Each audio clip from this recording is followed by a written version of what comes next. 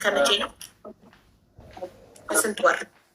ያ ማለት መስከረም ጀምሮ መስከረም ከመስከረም ጀምሮ ምን ሊደረግ ለልጅ? በመስከረም ጀምሮ ወደ አንድ ተገናኘ ለልጄ የትምህርት ቤት ከፈልኩ። እሺ የትምህርት ቤት አሁን ያጅልኝ አንድ ሀሳቡን እንደምትሰምክኝ። እሺ አሁን እስቲል እስካሁን ድረስ የሚለብሰው ልብስ እኔ ነኝ የገዛሁት። ጫማ ገዛውለት፣ የአስቤዛ አያቱ ግዛ ልብስና ጫማ። ገና እየተዋወቅን ነው። ልብስ፣ ጫማ፣ የቤት አስቤዛ፣ ዳይፐርስ፣ ይሄ ምናምን ወተት ተከራየው።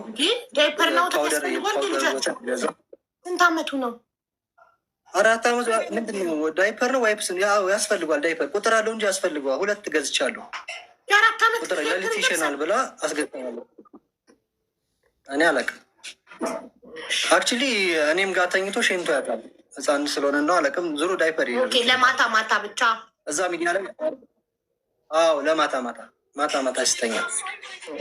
ስለዚህ ያዥልኝ ልብስ፣ የትምህርት ቤት ወተት በኪራይ 1 ሊትር በቀን፣ ፓውደር 2 ፓውደር ገዝቻለሁ። 1 ትልቁን 1 መካከለኛውን። የወተት ነው ፓውደር የወተት ፓውደር ወተት የሚከራየውና ናቹራል ኪራይ በቀን 1 ሊትር አልከኝ። ፓውደር ወተት ደግሞ 2፣ 1 ትልቅ 1 ትንሽ። አሁን ይህንን የምነግርሽ ምክንያት ስላለኝ ነው። 2 ከዛም ሩዝ ግዛ ስትለኝ ሩዝ እገዛለሁ 1 ትልቅ። ሩዝ ምናምኑን አስቤዛ ብዬሽዋለሁ። አንድ ላይ ሩዝ ምናምኑን አስቤዛ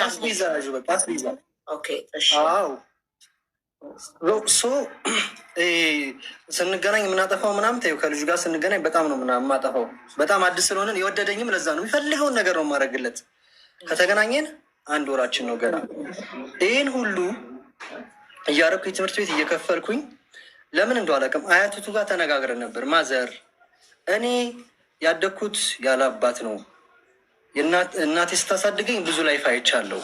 ፍርድ ቤት ክስ ምናምን እንዳትሄዱ፣ የምትፈልጉት ነገር ካለ ጠይቁኝ። ሌላ ደግሞ እንዳትረሽ የምፈልገው 4000 ብር በወር እሰጣለሁ ብዬ ቃል ገብቻለሁ። ሰጥቻለሁ፣ ጀምሬያለሁ። ያኔ ስራ ስለነበረ ነው እንደዚህ ያደረጉት። 4000 ብር በወር እሰጣለሁ። ይህንን ሁሉ ነው የማደርገው። ይህን መምህርነት ትለቀህ ዩቱበር ከሆንክ በኋላ ነው? መምህርነት ክንትታ ዩቱበር ከሆንክ በኋላ? ዩቲዩበር በ1 ወር ውስጥ ነው በቃ የሁሉ ነገር። ዩቲዩብን በሚገርምህ በ1 ወር ከፈለኝ። በቃ 2012 የከፈትኩት ወደ ወሰዳበት ከፈለኝ ገንዘቡን እና ገንዘቡ ምጣሪ ሰው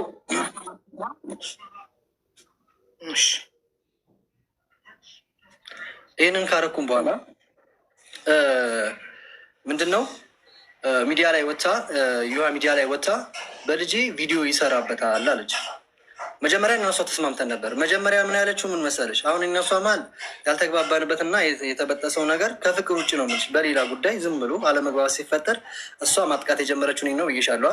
በውስጥ ተነጋገርና ዲቦራ እና እኔ ተነጋግረን ምን ተባባልን? በልጅ እኮ አትስራ አላልኩም። እኔ ያልኩህ ምንድን ነው ጥሩ ነገር ስራ ብላ ተማመን። እዩያ ሚዲያ ሄዳ ኮምፕሌን አደረገች። እሱ ባይሰራበት ጥሩ ነው ምናምን አለች። በውስጥ ተነጋገርና እኔ እና እሷ ችግር የለውም ጥሩ ነገር ስራበት አለችኝ እና 17,000 ብር ኢንቨስት አድርጌ 1 ቆንጆ ቪዲዮ ሰራው ማለት ነው። ለቪዲዮ ነው 17,000 ኢንቨስት ያደረገው?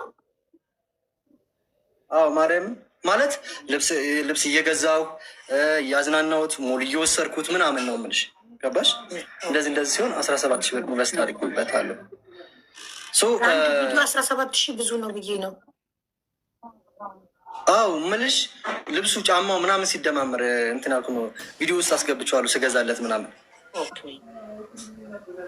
አገኝሽ። እንደዛ አድርጌ መጨረሻ ላይ ልጁን ያየሁት የዛሬ 8 ወር ይህን ቪዲዮ ከሰራም በኋላ ነው።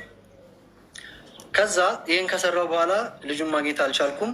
ምን አደረግኩ? ልብስ ገዝቼለት ነበረ። ልብሱን ለማቀበል ደወልኩላት እና ማታ ላይ አገኘዋት። አያቱ ማለት ነው። እሷን አላገኛትም። ዲቦራ ጋና እኔ ለምንድን ነው ልጁን ማግኘት አልፈለውኝ ነዋ።